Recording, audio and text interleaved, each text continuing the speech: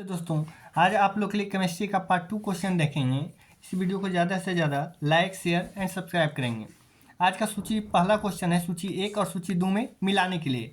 यूपेक प्रणाली ये एक कार्बनिक यौगिक का नामकरण है। देखिएगा क्लोरीन की विरंजन ये सर अभिजात ऑक्सीजन के माध्यम से ऑक्सीकरण है। चींटी का काटना ये होता है सर फॉर्मिक अम्ल।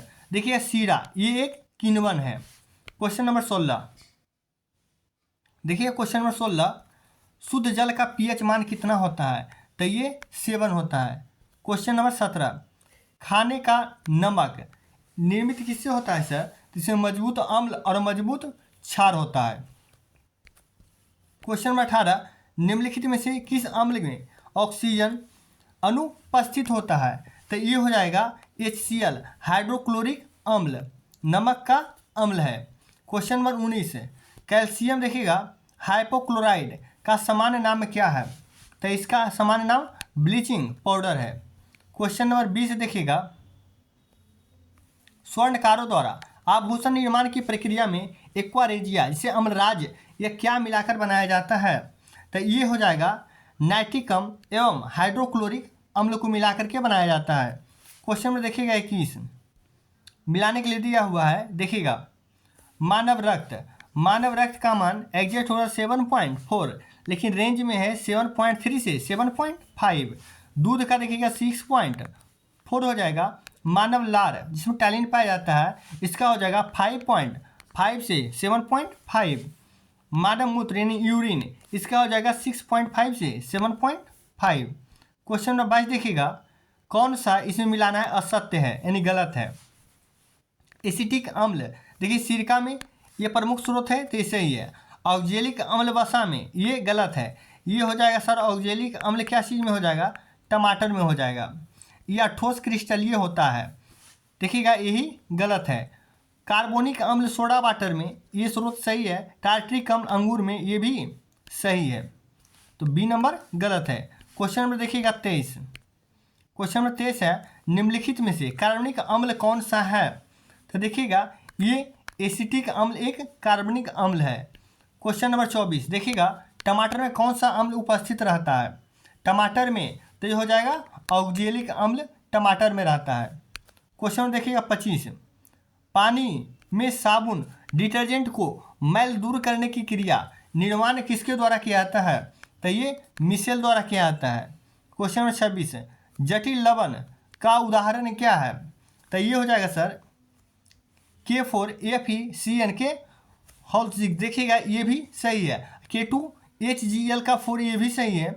HgHN3 और होल देखिएगा 2 ये भी सही है। क्लोरीन यानी उपयुक्त में से इसमें से सभी सही है। क्वेश्चन नंबर 27 निम्नलिखित में से कौन सा एक त्रिक्षारीय अम्ल है? तो ये हो जाएगा फॉस्फोरिक अम्ल जो है त्रिक्षारीय अम्ल है। क्वेश्चन देखिएगा 28 ताजे दूध का पीएच मान 6 होता है तो खट्टा होने पर क्या होगा? देखिए ग्रेटर देन क्या हो जाएगा? 6 हो जाएगा। क्वेश्चन नंबर 29 मनुष्य के रक्त का पीएच मान क्या होता है? क्या होता है? 7.4 होता है ना। तो ये क्या होगा? कम क्षारीय होगा, ज़्यादा क्षारीय नहीं होगा। क्वेश्चन नंबर 30 टमाटर की चटनी और फलों के रस जैसे खाद्य पदार्थों को परीक्षक के रूप में प्रयुक्त होने वाला यौगिक क्या है? तो ये हो जाएगा सोडियम बेंजोएट। क्वेश्चन नंबर 31 देखिए सूची 1 और सूची 2 में मिलाने के लिए दे रहा है बासिंग सोडा का हो जाएगा क्या? सोडियम देखिए बासिंग सोडा सोडियम कार्बोनेट और सोडियम बाइकार्बोनेट जब आ जाएगा तो खाने वाला सोडा हो जाएगा। कास्टिक सोडा तो कास्टिक सोडा हो जाएगा सर सोडियम हाइड्रोक्साइड।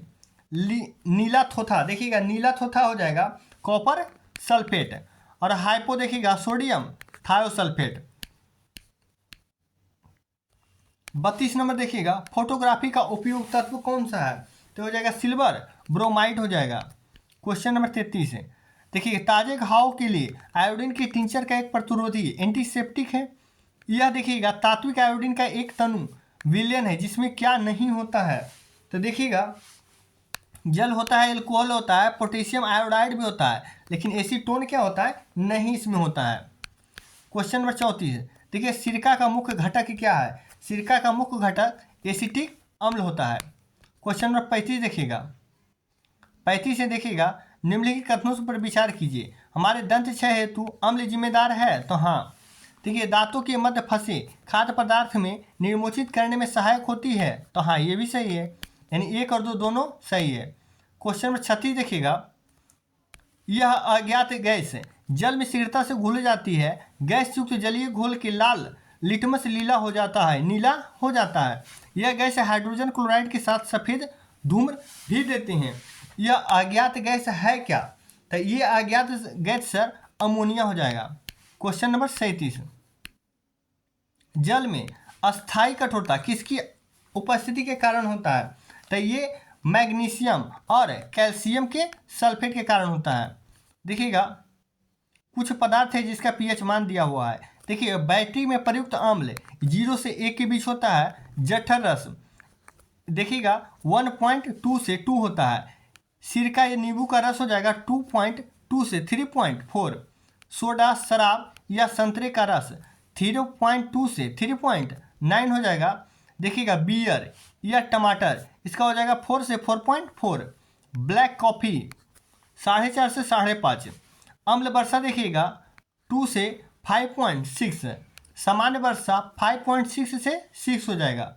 दूध या लार 6.4 से 6.6। अभी जस्ट हुआ है शुद्ध जल का 7 होता है। मानव यूरिन या रक्त 7.3 से 7.5। समुद्री जल 7.5 से 8.4। बेकिंग सोडा या सोडा युक्त पेय ये हो जाएगा 9.2 हो जाएगा। अब देखिएगा, टॉपिक संयोजकता एवं रासायनिक बंधन। इसका पहला क्वेश्चन है, रासायनिक बंध यानी केमिकल बॉन्ड की निर्माण होती किससे है? तो ऊर्जा में कमी के कारण होती है। क्वेश्चन में देखिएगा 2, किसी तत्व की अन्य तत्वों के साथ संयोजन करने की क्षमता क्या कहलाती है? ये तत्व की संयोजकता कहलाती है। क्वेश्चन नंबर 3, किसी तत्व के तुल्यकारी भार तथा संयोजकता की गुणनफल किसके बराबर होता है? ये परमाणु भार के बराबर होता है। क्वेश्चन नंबर 4, अणुओं तथा परमाणुओं के मध्य आरोपित वह आकर्षण बल जो उन्हें एक निश्चित ज्यामितीय स्वरूप में बांधे रखता है, इसे क्या कहते हैं? रासायनिक बंध कहते हैं। क्वेश्चन नंबर 5 देखिएगा, किसी परमाणु के कोर इलेक्ट्रॉन है क्या? तो ये आंतरिक कक्षाओं में उपस्थित इलेक्ट्रॉन है। क्वेश्चन नंबर 6, किस बंध की बंध ऊर्जा अधिकतम होगी? तो ये हो जाएगा आयनिक बंध की। क्वेश्चन नंबर 7 देखिएगा, किस यौगिक में देखिएगा आयनिक सहसंयोजन बंध तथा उप संयोजन आबंध होते हैं? तो ये होगा NH4Cl। क्वेश्चन नंबर 8 देखिएगा, निम्नलिखित में से किसमें देखिएगा हाइड्रोजन बंध पाया जाता है? तो जल में भी देखिए है, ये है। अमोनिया में भी हाइड्रोजन बंध है, हाइड्रोजन पेरोक्साइड में भी है, यानी उपयुक्त में से सभी हो जाएगा इसका आंसर। क्वेश्चन नंबर 9 देखिएगा, विद्युत संयोजक बंध बनता है, विद्युत संयोजक बंध बनता है।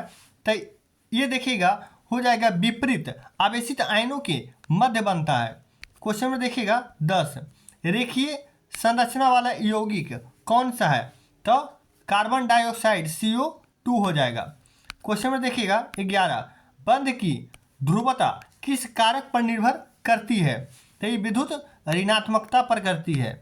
क्वेश्चन में देखिएगा 12, HI HBr देखिएगा HCl और HF में सही क्रम बताना है कि छोटा से बड़ा की ओर। तो सबसे देखिएगा हो जाएगा HI, उसके बाद HBr हो जाएगा, फिर HCl हो जाएगा, फिर HF हो जाएगा। क्वेश्चन में देखिएगा 13, कोई परमाणु अपना अष्टक किस प्रकार पूर्ण कर सकता है? तो ये देखिएगा किसी अन्य परमाणु से इलेक्ट्रॉन ग्रहण करके, तो हाँ। किसी अन्य परमाणु के इलेक्ट्रॉन त्याग करके, तो हाँ। किसी देखिएगा अन्य परमाणु के साथ इलेक्ट्रॉन की साझेदारी करके, तो हाँ ये तीनों होता है। तो उपयुक्त में से सभी विधि द्वारा। क्वेश्चन में देखिएगा 14, निम्नलिखित में से कौन सा परिवर्तनीय संयोजकता प्रदर्शित करता है? तो हो जाएगा FE हो जाएगा। आगे देखिएगा क्वेश्चन नंबर 15, मीथेन देखिएगा, मीथेन के अणु में क्या होते हैं? तो मीथेन एक एकल संयोजक बंध है, सहसंयोजक बंध है। क्वेश्चन नंबर 16, किसमें देखिएगा विद्युत संयोजी, सहसंयोजी एवं उप सहसंयोजन तीनों बंध पाए जाते हैं? तो ये अमोनिया क्लोराइड में पाए जाते हैं। क्वेश्चन नंबर 17, जल के अधिक क्वथनांक का कारण क्या है? ये जल के अणुओं के हाइड्रोजन का आबंध इसका क्वथनांक का कारण है। क्वेश्चन नंबर 18 देखिएगा, निम्नलिखित में से कौन सा एक सहसंयोजक यौगिक है? तो देखिएगा ये कार्बन क्या हो जाएगा? टेट्रा क्लोराइड हो जाएगा। क्वेश्चन नंबर 19, एक आयनिक बंध बनाता है जब वो एक धातु का संयोज अधातु तत्व से होता है। क्वेश्चन नंबर 20, निम्न में से देखिएगा किस यौगिक की आकृति चतुष्फलकीय है?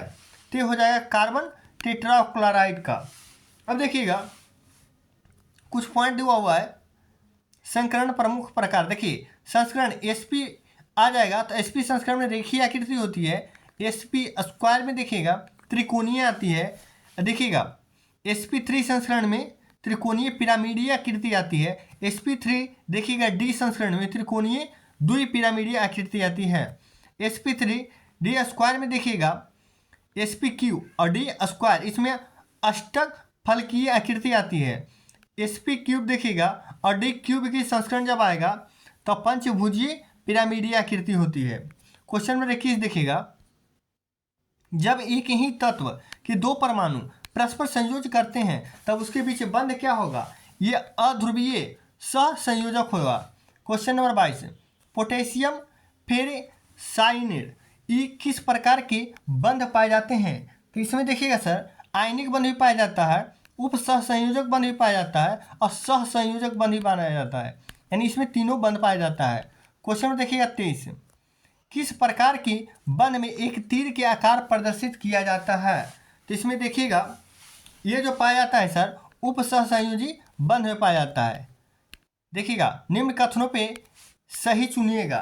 देखिएगा प्रत्येक परमाणु बाह्यतम कोश संयोजी कोश कहलाता है, तो हाँ। संयोजी कोश में उपस्थित इलेक्ट्रॉन संयोजी इलेक्ट्रॉन कहलाते हैं, तो हाँ। देखिएगा सी में क्या है? संयोजी इलेक्ट्रॉन में लुई प्रतीक द्वारा देखिए डॉट्स जिसको कहते हैं डॉट्स द्वारा प्रदर्शित किया जाता है, तो हाँ संयोजी इलेक्ट्रॉन को लुईस प्रतीक यानी डोस्ट द्वारा प्रदर्शित किया जाता है। यानी जितना तीनों ऑप्शन दिया हुआ सब सही है। देखिएगा उत्कृष्ट गैस की संयोजकता, ये नोबेल गैस है ना सर, इसमें क्या होता है? 0 होता है। क्वेश्चन नंबर 26 देखिएगा, किसी तत्व की संयोजकता की गणना की जाती है? ये परमाणु के बाह्यतम कोश में स्थित इलेक्ट्रॉनों संख्या के आधार पर किया जाता है। देखिएगा कुछ पॉइंट्स है। बंध ऊर्जा का कर्म, देखिएगा बंध ऊर्जा का अगर जो कर्म कहेगा तो सबसे पहले देखिए होगा एकल बंध, उसके बाद द्विबंध, उसके बाद त्रिबंध। यानी एकल बंध में सबसे कम और देखिएगा त्रिबंध में सबसे ज़्यादा। बंध अगर दूरी कर्म पूछेगा तो एकल बंध में क्या हो जाएगा? सबसे ज़्यादा, और त्रिबंध में सबसे कम हो जाएगा। बंधों की क्रियाशीलता पूछेगा तो सबसे कम क्रियाशीलता एकल बंध में होता है, सबसे ज़्यादा क्रियाशीलता त्रिबंध में होता है। इस देखिए सबसे बंध की ऊर्जा कर्म और बंधों की क्रियाशीलता ये दोनों सेम होता है। देखिएगा आगे देखिए रासायनिक अभिक्रिया। इसका पहला क्वेश्चन है, किसी यौगिक में उपस्थित परमाणुओं की सरल अनुपात बनाने वाले सूत्र को क्या कहते हैं? ये मूलानुपाती सूत्र कहलाता है। क्वेश्चन नंबर 2, ऊष्माक्षेपी वह क्रिया है जिसमें क्या होता है? अभिकारक पदार्थों की ऊर्जा उत्पादकों से अधिक होता है। क्वेश्चन नंबर 3 देखिएगा, अभिक्रिया की दर अभिकारकों को सक्रिय द्रव्यमान के गुणनफल के समानुपाती होता है, यह है क्या? तो ये द्रव्यमान अभिक्रिया का नियम है। ये जो नियम है द्रव्यमान अभिक्रिया का नियम है।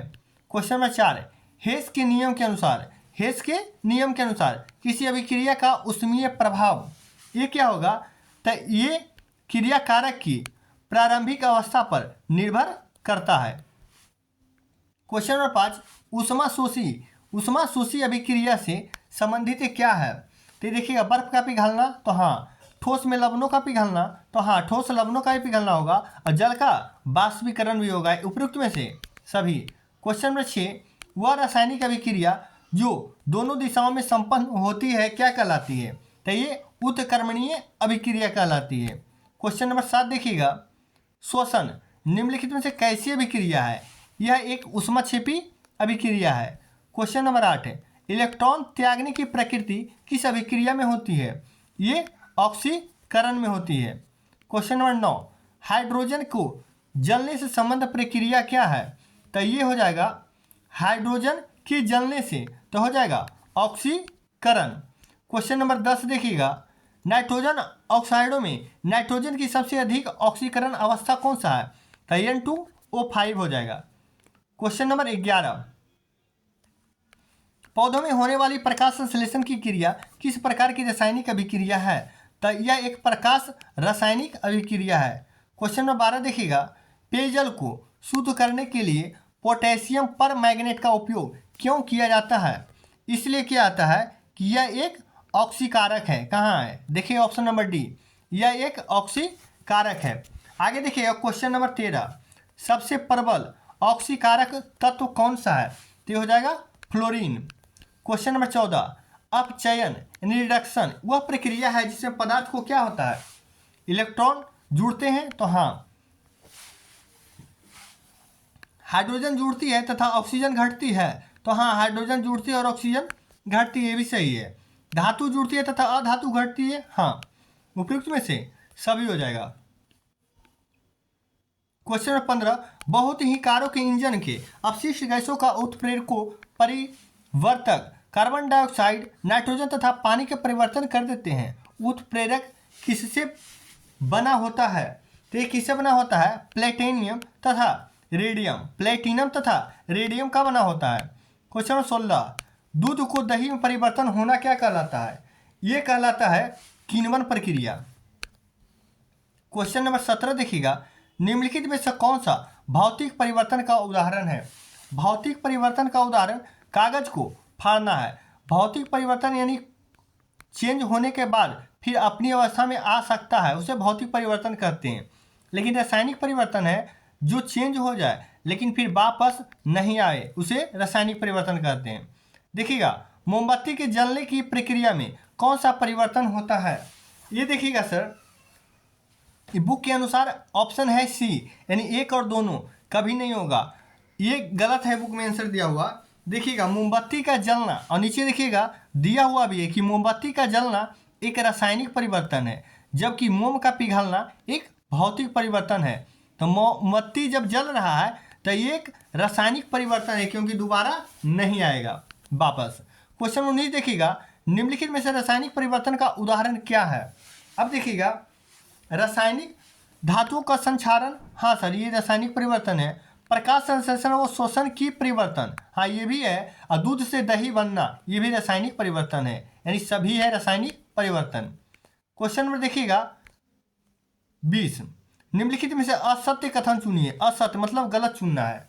देखिएगा, पुरानी पुस्तकों पर पीलापन ऑक्सीकरण के कारण आता है, तो हाँ ये सही है। ऑक्साइड बनाने की क्रिया ऑक्सीकरण कहलाती है, तो हाँ। और देखिएगा, ऑक्सीकरण अपचयन की संयुक्त क्रिया रेडॉक्स अभिक्रिया कहलाती है, तो हाँ इसमें तो कोई गलत ही नहीं है, यानी उपयुक्त में से कोई नहीं। क्वेश्चन में देखिएगा 21, किसी यौगिक का मूलानुपाती सूत्र दर्शाया जाता है किससे? तो देखिए, पदार्थ में उपस्थित तत्वों के परमाणुओं का सरलतम पूर्ण संख्या का अनुपात होता है। क्वेश्चन में देखिएगा 22, किण्वन जैव रासायनिक प्रक्रिया को किसने समझाया? तो ये लुई पास्चर ने समझाए हैं। क्वेश्चन में देखिएगा 23, निम्नलिखित में से कौन भौतिक प्रक्रिया नहीं है?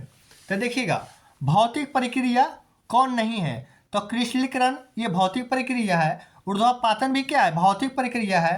देखिए, जल के शर्करा का विघटन ये भी भौतिक परिवर्तन है।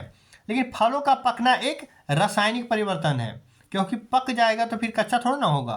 क्वेश्चन में देखिएगा 24, निम्नलिखित में से कौन सा रासायनिक परिवर्तन नहीं है?